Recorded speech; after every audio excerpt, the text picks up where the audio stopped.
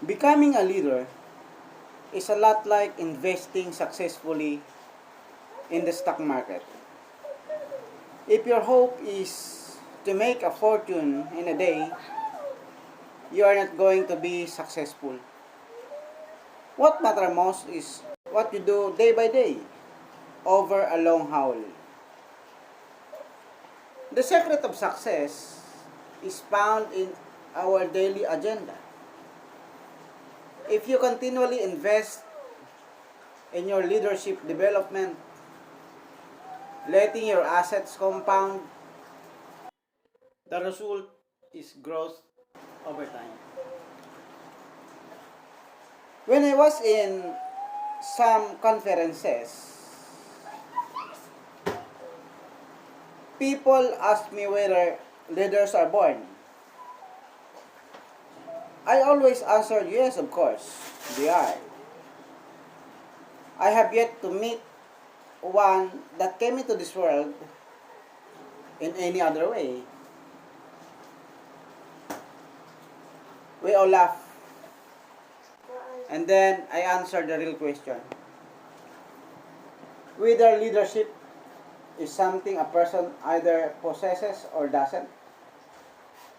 Although it is true that some people are born with greater natural gift than others, the ability to lead is really a collection of skills, nearly all of which can be learned and improved. But that process doesn't happen overnight. Leadership is complicated. It has many facets. Respect, experience, emotional strength, people skills, discipline, vision, momentum, timing, and the list goes on. As you can see, many factors that come into play in leadership are intangible. That's why leaders require so much seasoning to be effective. It was around the time I turned 50 that I truly began to understand the many aspects of leadership in clarity. There are four phases of leadership growth. The first one, I don't know what I don't know. Most people fail to recognize the value of leadership. They believe that leadership is only for a few. But for the people at the top of the corporate ladder, they have no idea of the opportunities they are passing up when they don't learn to lead. The point was driven home for me when a college president shared me that only a handful of students signed up for leadership courses offered by the school. Why? Only few thought of themselves as leaders. If they have known that leadership is influence, and that in the course of each day, most individuals usually try to influence at least four other people, their desire might have been sparked to learn more about the subject. It is unfortunate because as long as a person doesn't know what he doesn't know, he doesn't grow. Number two, usually at some point in life, we are placed in a leadership position only to look around and discover that no one is following us. And that is when we realize that we need to learn how to lead. And of course, that is when it's possible for the process to start. Benjamin Disraeli commented, "To be conscious that you are ignorant of the facts is a great step to knowledge."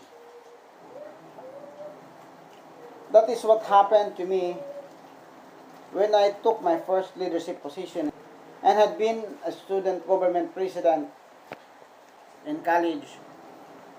So I already thought I was a leader. But when I tried to lead people in the real world, I found out the awful truth that prompted me to start gathering resources and learning from them. I also had another idea. I wrote to the top 10 leaders in my field and offered them $100 for a half hour of their time so that I could ask them questions. That was quite a sum for me in 1969. For the next several years, my wife Margaret and I planned every vacation around where those people live. If a great leader in Cleveland said yes to my request, then that year we vacation in Cleveland so that I could meet him. And my idea really paid off. Those men shared insights with me that I could have learned no other way. Page 3. I grow and know and start to show. When you recognize your lack of skills and begin the daily discipline of personal growth and leadership, exciting things start to happen. A while back, I was teaching a group of people in Denver, and in the crowd, I noticed a really sharp 19-year-old named Brian. For a couple of days, I watched as he eagerly took notes.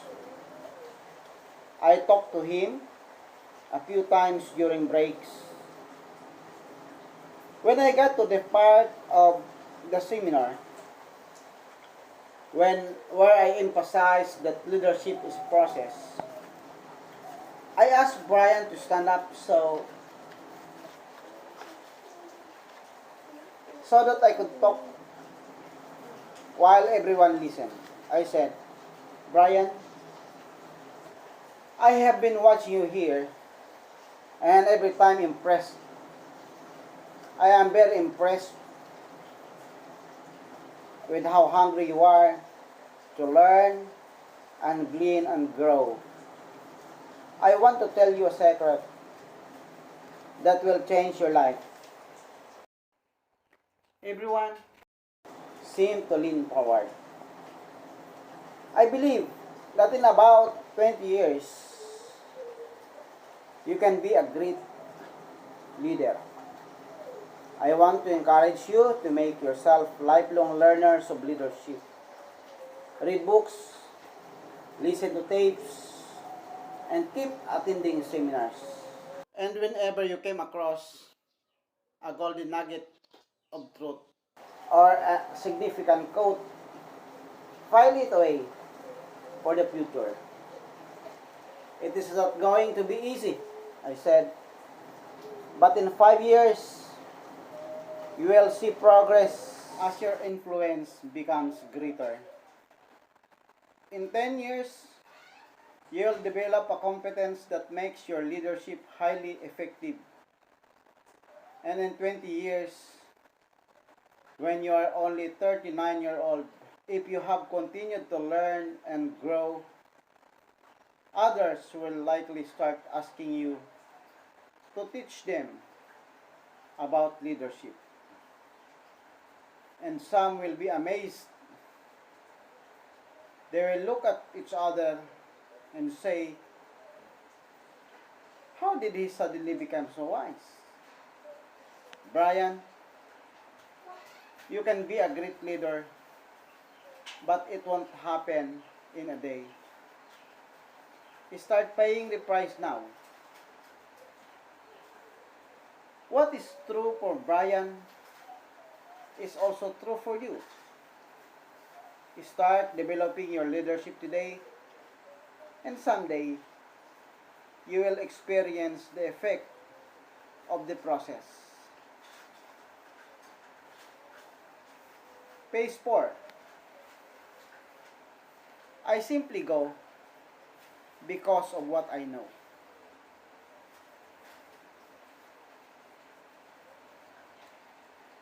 When you are in phase 3, you can be pretty effective as a leader. But you have to think about every move you make. However, when you get to phase 4, your ability to lead becomes almost automatic. And that is when the payoff is larger than life.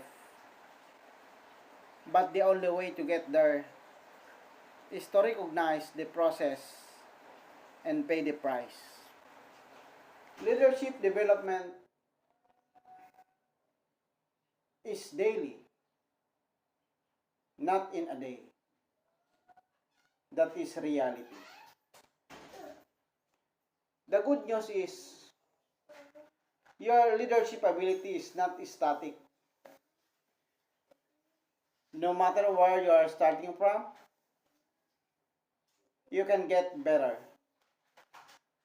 That is true even for people who stood up on the world stage of leadership.